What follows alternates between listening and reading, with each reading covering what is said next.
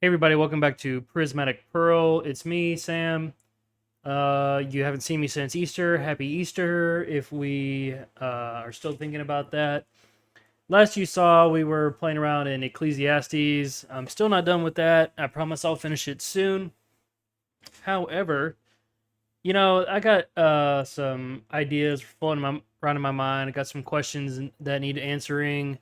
I got some hair sticking up on the back of my head. It is what it is. There's a lot going on.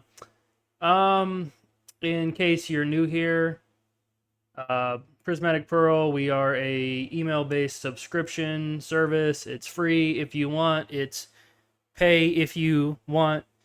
We got Prismatic Pearl on Facebook. Everything that I post here goes to here eventually.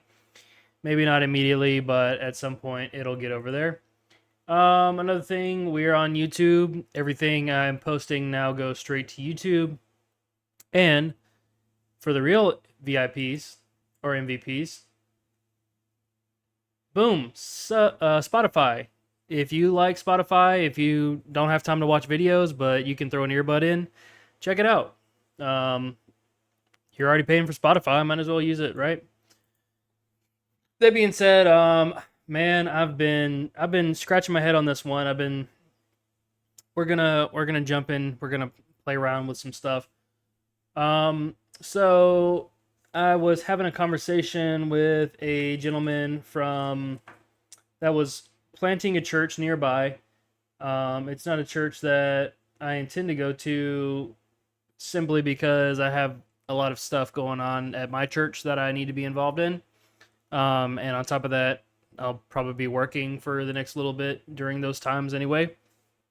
So it is what it is, but I told him if they needed some help, if they get a young buck who wants to play around with social media, um, you know, I'd be willing to help out. I'd be willing to show them a thing or two that I've found out. Maybe they can go above and beyond and find something else out. But this gentleman was representing the what's it called? Independent Methodists. Yeah, that's not quite it. Association of Independent Methodists. So basically, how this goes is a church will pop up. They're not quite they're not quite the Methodist church that you see everywhere else with the LGBT flags and all that stuff. This is like back to the roots. We're gonna get away from Methodist church or the United Methodist Church. We're gonna start the old school Methodist where we have a little bit more roots. We have a little bit more conservative theology, things of that nature. That's neither here nor there. But I was as I was talking to him, I was thinking about like you know our all the denominations, Baptist, Presbyterian, Antioch, you know, you name it, there's a denomination for it. Is there are there any prophecies about this? How does that kind of play into the end time? Everyone's concerned about the end time. So I got in Google's little chat bot and I was asking, what prophecies are in the Bible. And so I got a few answers, mostly from Reddit. Strangely enough, so strictly speaking, the Bible contains no explicit prophecies about specific modern denominations like Baptists, Catholics, or Methodists. The word denomination itself does not appear, obviously. However, there are three main ways people interpret biblical text as prophecies regarding the existence of denominations. So the first one is warnings of future divisions. Mind you, this is not my these are not my opinions. This is just, pop it in AI and see how it goes, right? So number one, warnings of future divisions. So you got the rise of sectarianism. For one, First Corinthians, Paul rebukes the early church for dividing themselves based on their leaders. I follow Paul, I follow Apollos, right? And in fact, when I was talking with that guy, that's one of the things we mentioned going back and forth is, it's not like I really like this one pastor, I really like this one I find myself looking at all kinds of pastors from all kinds of denominations, and that actually is very helpful because I can kind of compare and contrast. I can, I can see how they do it, and I can, view how other people do it too, and it's actually helpful instead of being stuck in, the quote unquote echo chamber, right? So you got the inevitability of divisions. Paul writes, "There must be divisions among you, so that those who are genuine can be recognized." Now, I think in any church setting, you're obviously gonna see that those few people that are gonna, be standing out. They're gonna be the guys who you can pick out of the crowd. They look like, act like, and even feel like they belong there, right? Like church is just their thing. Church is the, you know, and then wolves within the church. So you got Paul warns of savage wolves. Wolves come from within the church itself to draw away disciples, some of which is interpreted as the prophecy of schism and false teachings that led to different sects. So if you SECT, not the other ones, but if you look in church history, you kind of do get the original universal or Catholic Church, right? And then they split between Orthodox or Eastern Orthodox, right? And actually Orthodox, and then they split between Eastern Orthodox, and then you got the Arian situation, where Irenaeus has some views about Christ, and they split off from the main sect of the church, and then there's these debates in history, and they just keep splitting and splitting and splitting, and and then you get all the way up to Martin Luther and the Protestant Reformation, in which case, another split happens where, the not only is there an east-west divide between Rome and, whoever is based out of Orthodox churches, right? But you also get like the rise in Lutheranism. Then Lutheranism breaks off a little bit, and then now you got Baptist, and now you got Methodist, and now you got Anglican, and now you got Antioch, and now you have any various forms of Baptist and various forms of Methodist and various forms of Anglican, and so on and so forth. So yeah, I mean, and then of course the problem with the wolves is the fact that a lot of people get hurt by people in the church. It's amazing when you find out that people in the church are also human, and they do sometimes bad things, and they can still hurt people. And it's especially egregious when the person in a high position in the church turns out to be not such a good guy, right? And that person, that can lead a lot of people away, and that person, is the savage wolves that Paul is warning about. So you also got the prophetic call for unity, one flock, one shepherd, as prophesied in John 10:16, where that there would eventually be a one flock and one shepherd. Prayer for absolute unity. So John 17, Jesus prays for all future believers, all be one, a prayer that many interpret as a call against the division and inherent in denominationalism, right? And yeah, I mean, one thing that's interesting about denominations is the fact that, like, for the most part, I'm not sure how it was like 10, 15, 20 years ago, but for the most part, I don't look across the aisle and see a Methodist Christian and a Presbyterian Christian, and I don't look at them as any different. I tend to think of them as on the same team, just we're in different colors, like essentially. And maybe this is just how I want it to be, right? But essentially, think of a big army, right? Everyone's got their family crest, their coat of arms, and they're a couple different colors, but you know that these guys are on the same team. They're standing in line beside each other. That's how I personally view a majority of Christian movements. Um, but that's just me. Maybe I'm wrong about that. And then so you got some specific people groups find prophecies about themselves or in their movement's role in history.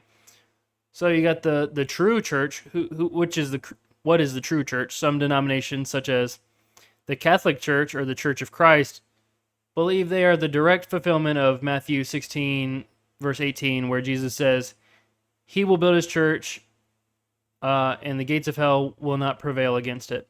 So, yeah, I mean, I have a few friends who are very devout Catholic, and they say, "Oh yeah, Peter got the keys to the kingdom. We hold the direct line from Peter.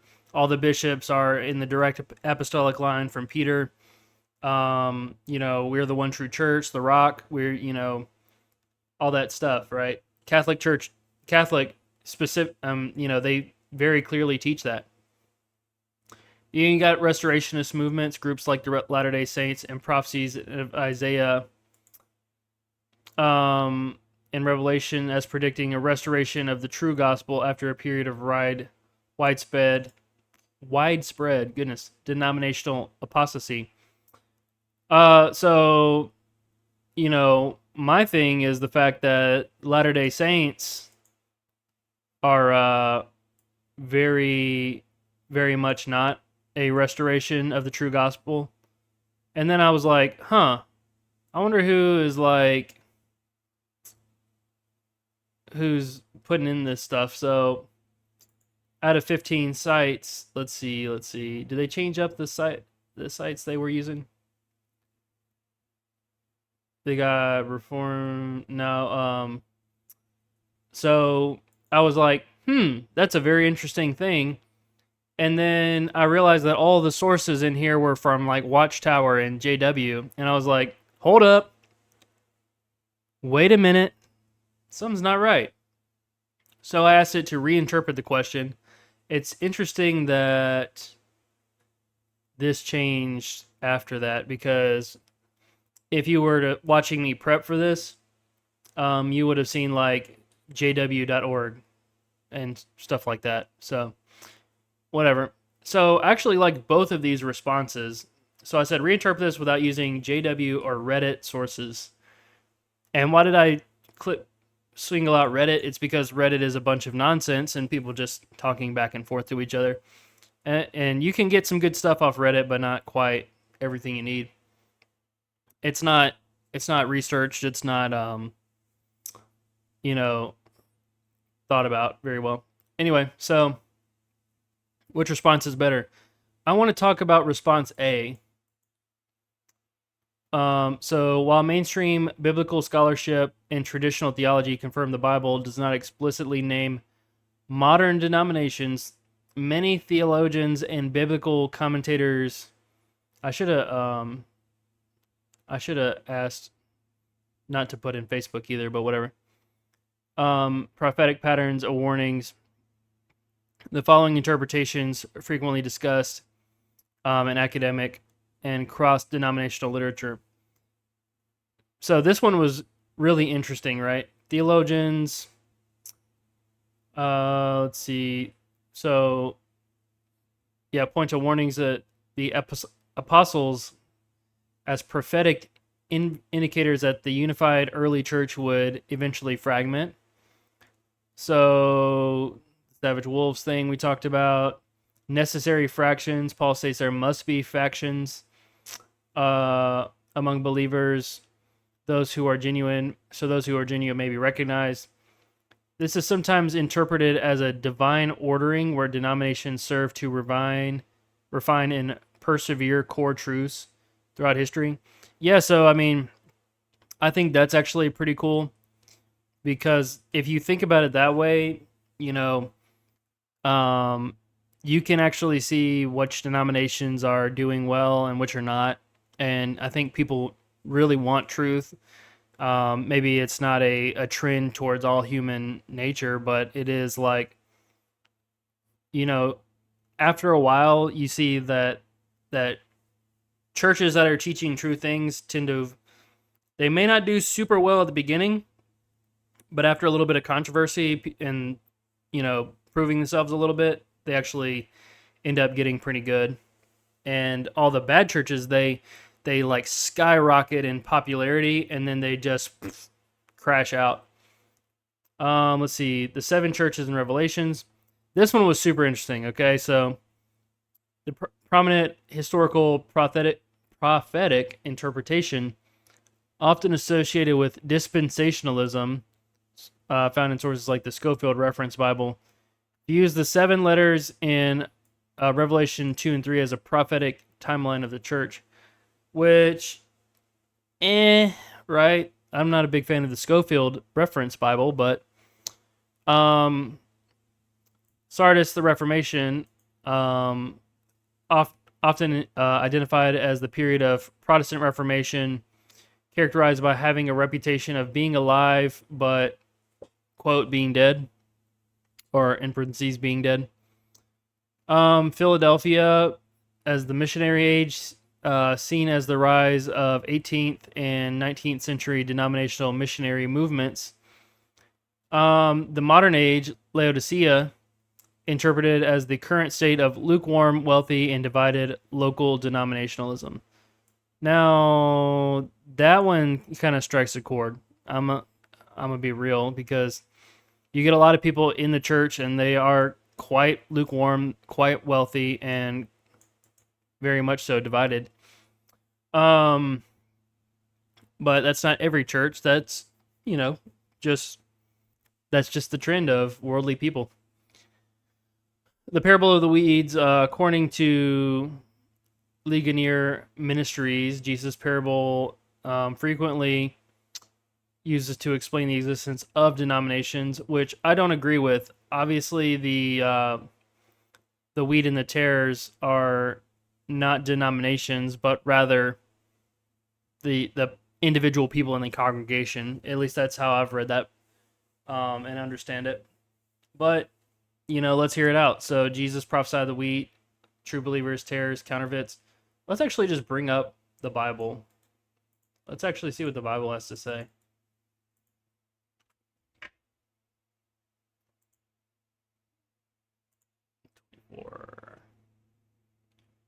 The kingdom of heaven is like a man who sowed good seeds in his field, but while everyone was sleeping, the enemy came and sowed seeds among the wheat and went away.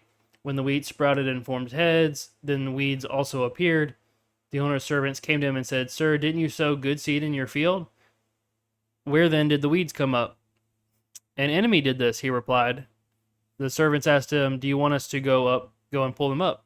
He said, "No, because while you are pulling the weeds, you may uproot the wheat with them.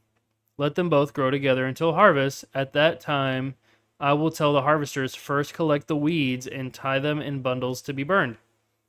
Then gather the wheat and bring it to my barn." So, obviously that's going to be on the congregational level, in my opinion. I think, or the church body, right? The church body is the wheat. But every now and again, you get those church herders, right? Those guys who are hurting people in the church, right? Because that's what weeds do. They take up nutrients. They shade out good stuff, right? They do all the bad stuff to good plants. But yeah, so I mean, but in the process, if you go through and just raise the whole church and kick out all the bad weeds, let's say, you're going to do significant damage to that church, because guess what? Some of those people actually are worth saving. And in fact, all those people are worth saving. and they just need a chance. But some people are conditionally not salvageable somehow, right? Um, Most people are coming to church because they need salvation. So in in the process of going through and digging up all the weeds, you actually might stop some people from finding the good salvation, but you also might lose some people. But God is, think about this in the whole perspective, right? God is actively seeking you. He is hoping that you'll come back to him. He's hoping that you would return to him.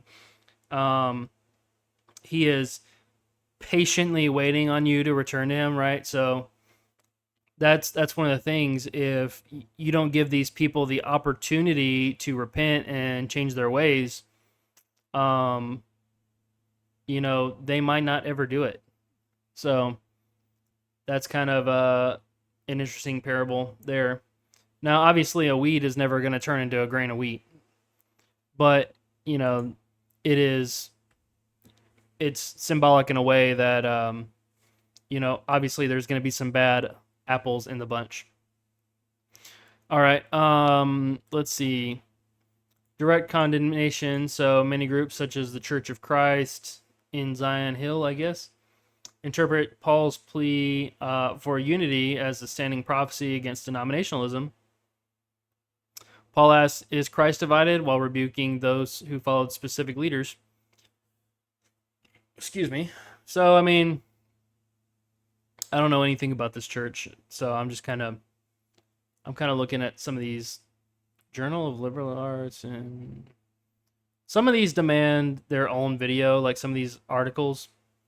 So literal fulfillment of carnal divisions, Peter warned about.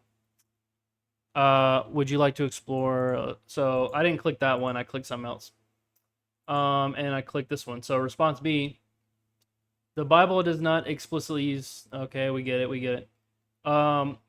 Prophecy or prophetic church eras. So the 7 churches.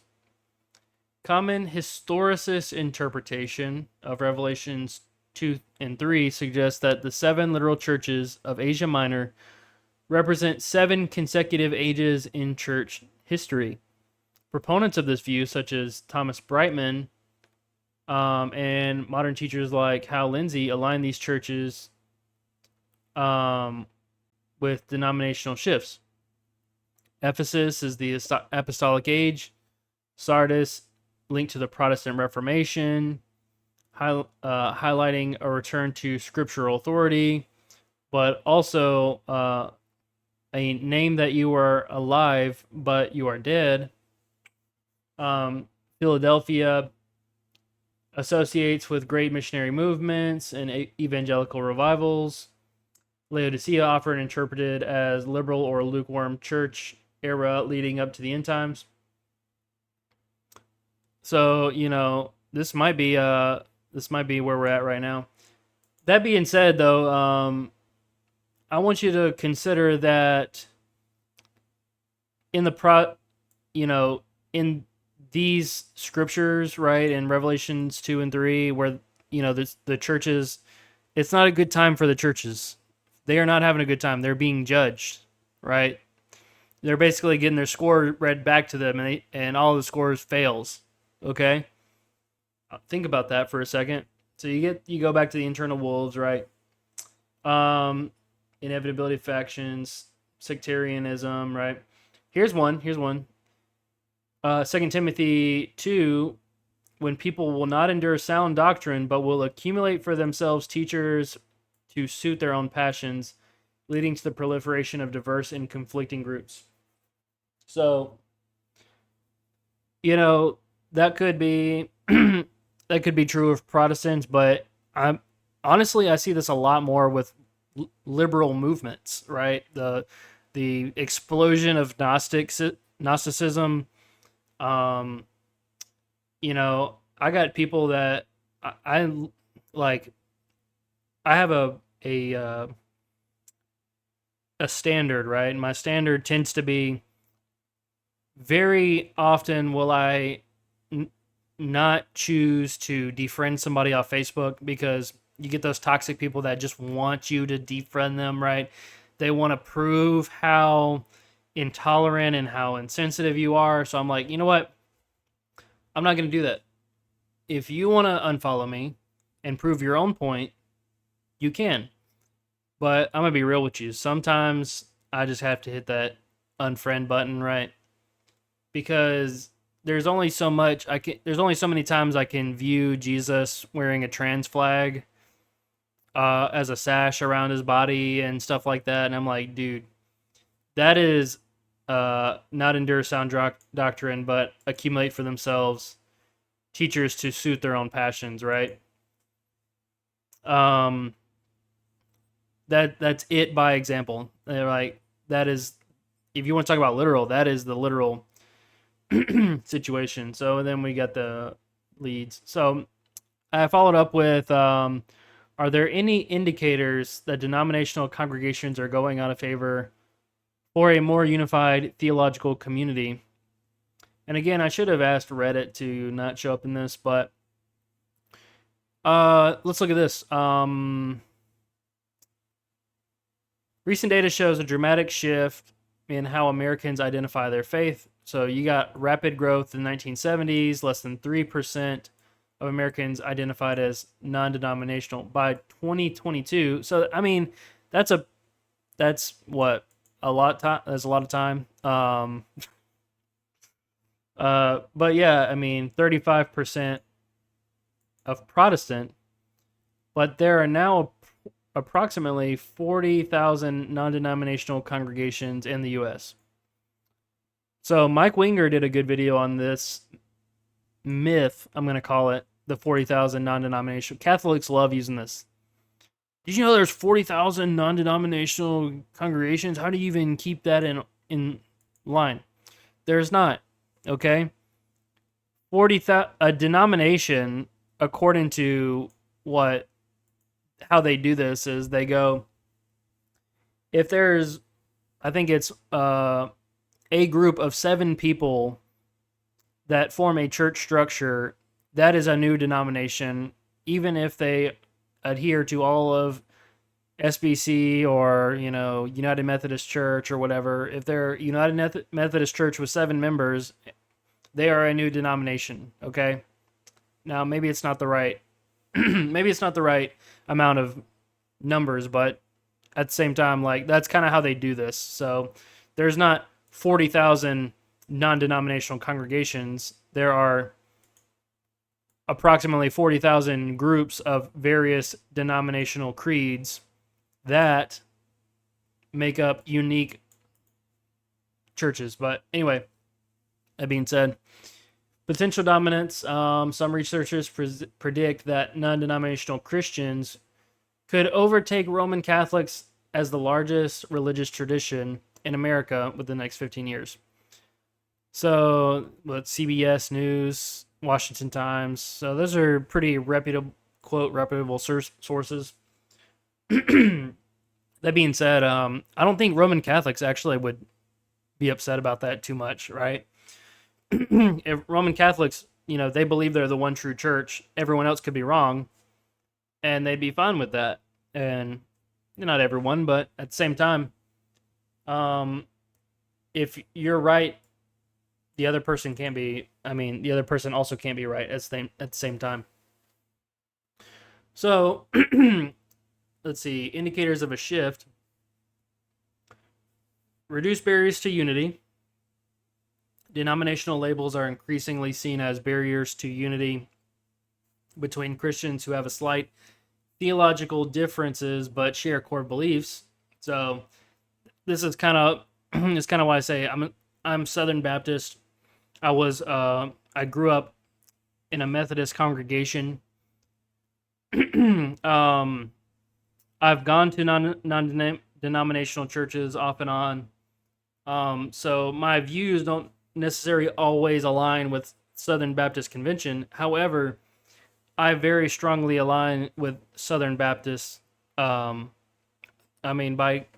evidence, the fact that I go to a Southern Baptist church, it's my home church. It's it's the church that I do my all of my ministry in. So It is, I mean, I do ministry elsewhere, of course, but, you know, come visit us on Sundays. That being said, let's see, receptive ecumenism. Non denominational churches are often freer to incorporate gifts from various traditions, such as liturgy, contemporary music, diverse teaching styles, rather than being bound to a single historical journey. Focus on relationship. Modern congregants, especially those aged 18 to 34, often prioritize authentic community and personal relationships over rigid authority and historic labels. Okay, okay. Um, Shared playbook.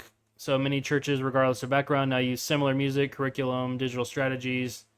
So yeah, I mean, the lines between denominations are very much blurring, and that's really why I kind of made this observation.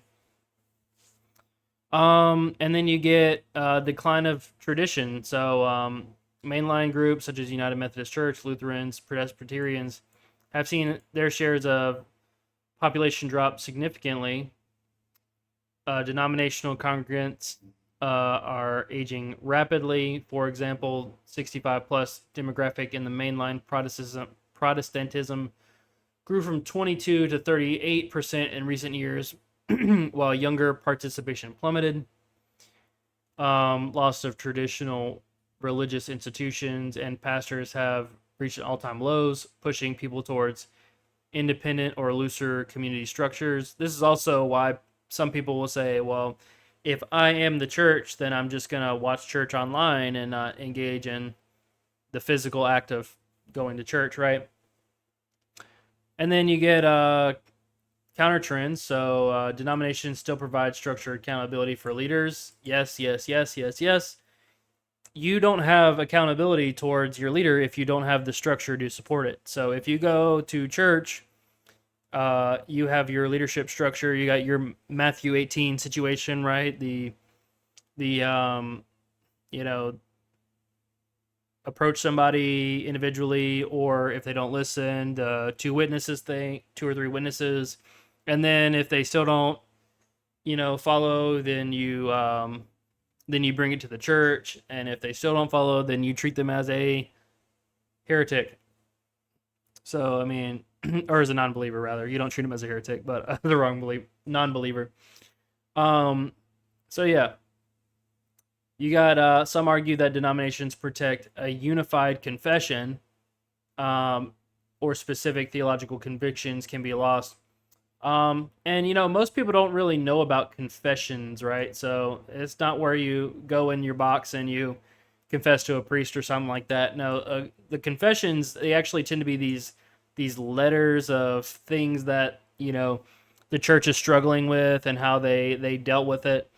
And in fact, if you want, it might be helpful for you to look up some of the major historical confessions that um, some of the great confessionals that have been written. I totally messed that up. Anyway, but yeah, just look up confessionals and you might find it, or historical confessions. So let's show me some stats, baby. Let's see, growth of non-denominationalism. Let's see, the population share only 3% identified as non-denominational. By 2025, figure rose from 14 to 15%. That's approximately 40 million people.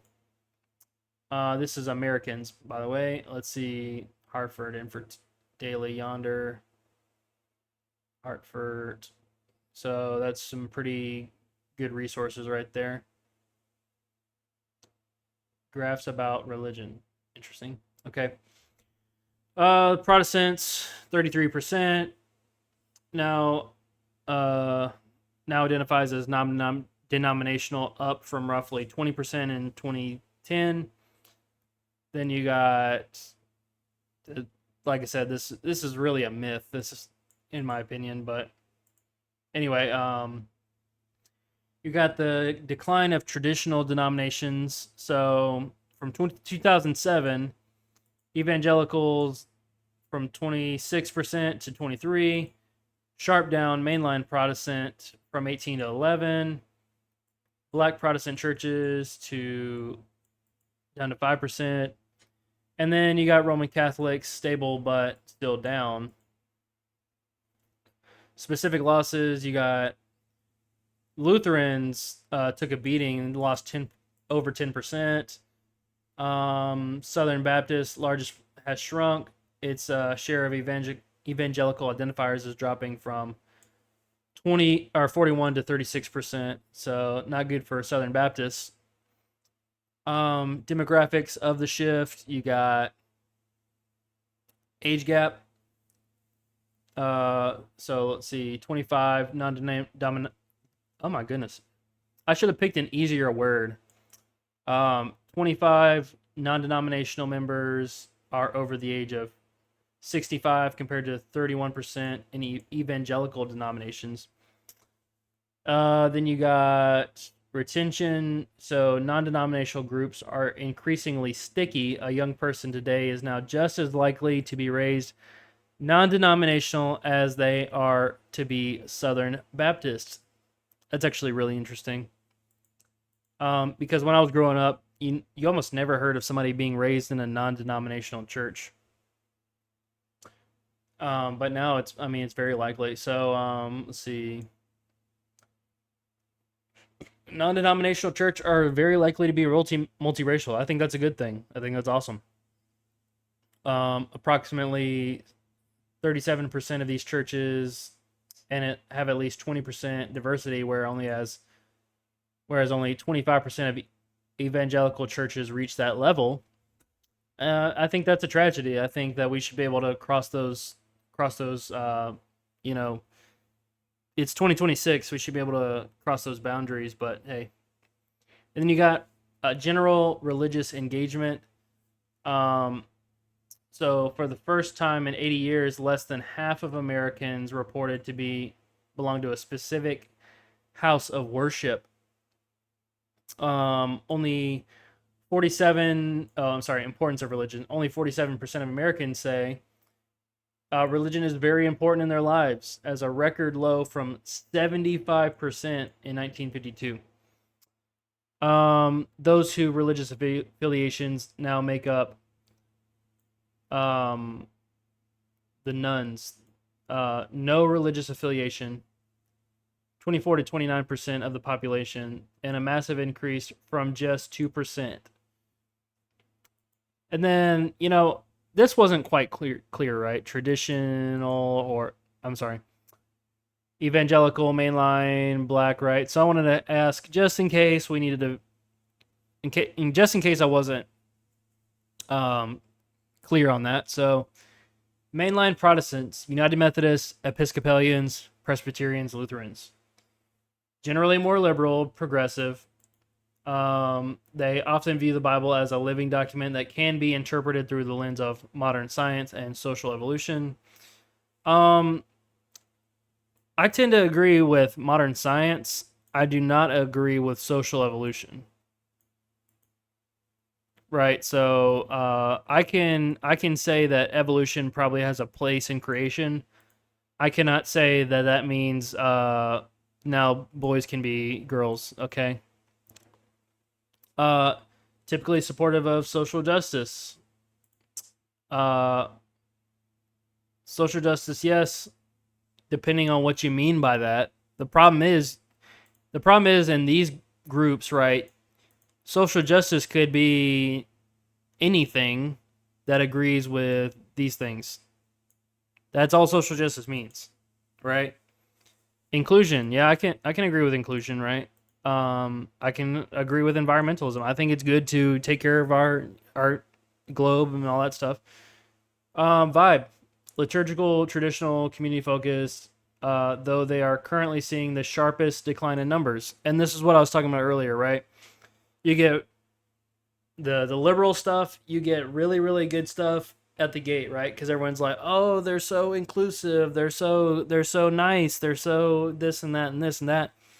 Look how they love each other, and the love is actually just destroying each other in the long run. But yeah, I mean, this is the and I'm not gonna say United Methodists, Episcopalians, and all these people. Like the Presbyterians I know in my area, they are rock ribbed conservative. They are like they can debate Bible and they're really good at it. And it's not like their apologetics are good. Um, you know, United Methodist, I talked, there's a more conservative branch of or actually Independent Methodist now because United Methodist chased them out basically. Episcopalians, Tucker Carlson,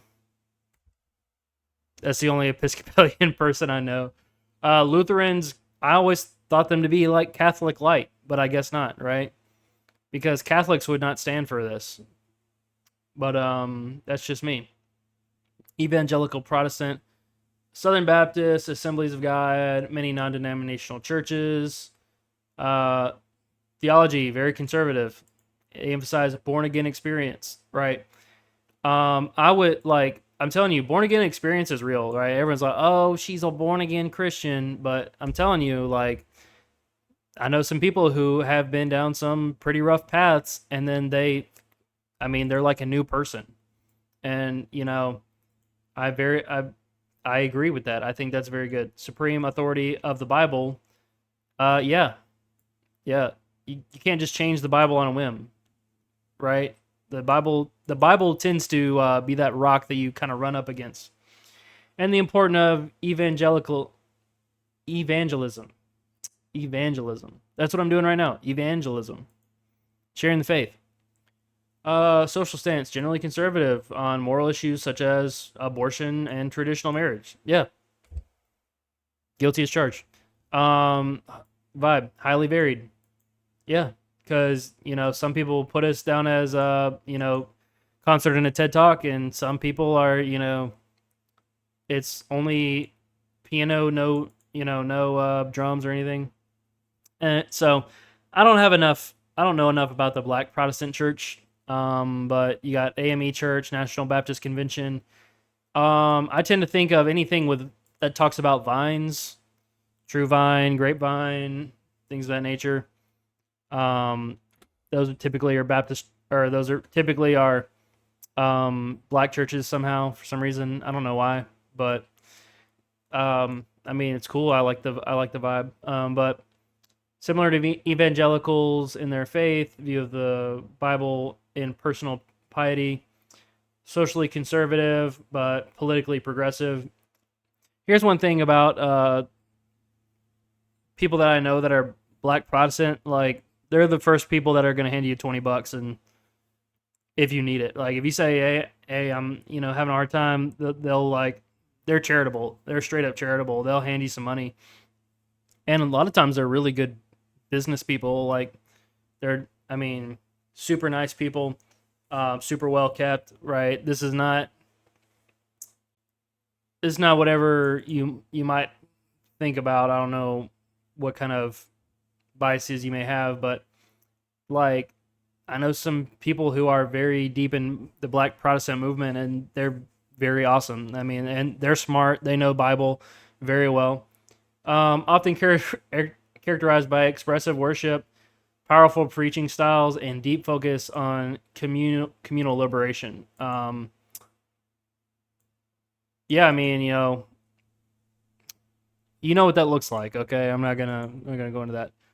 And then you got Roman Catholic. This is the single global institution under the authority of the Pope from Chicago, right? I said that weird. Okay, centered on 7 sacraments. So, social stance, pro-life, Catholic social teaching, caring for the poor, but they do not permit women, priests, or gay marriage. Okay. High liturgy, rituals, and a sense of being a part of a 2,000-year-old global claim. Yeah, dude, like, of all the things I could say about Catholics, they got that down. They have that selling point. They know how to sell that. All right. I'm not Catholic, but dang, I love Catholics because they're solid on those things, right? I mean, they're good. They can express, like, any good Catholic is going to be able to give their reason for why they have hope, right? Um, anyway, so stats I shared. Tradition is just the sociological word for category. Okay, yeah, whatever. So, yeah, if you just listened online, I hope you thought that was interesting. I thought it was interesting. I'm gonna have to go and read some of these articles when I get free time. It was a cool chat. So, anyways, hope you guys thought about something. Looks like denominations are kind of here to stay, but the lines are kind of blurring a little bit, and so I don't know if they're going to be gone forever. I think that if you think about the wheats and the chaff, right, or the weeds, right, the weed and the weeds, right. I think if you think about it on that level, yeah, that kind of does make a lot of sense. Where there's going to be a bunch of bad churches, but there's going to be some rock solid churches that are just going to be moving along, saving people. Um, you know, I can see it. I can see it. So there's some nuance for you, something to think about, something to chew on. Do I know one way or another? No, not really. But it is something that I've been wanting to look at. So maybe I'll actually get into reading some of these articles. Maybe that'll be cool. But anyway, here's what I'm doing instead of finishing Ecclesiastes. All right, peace.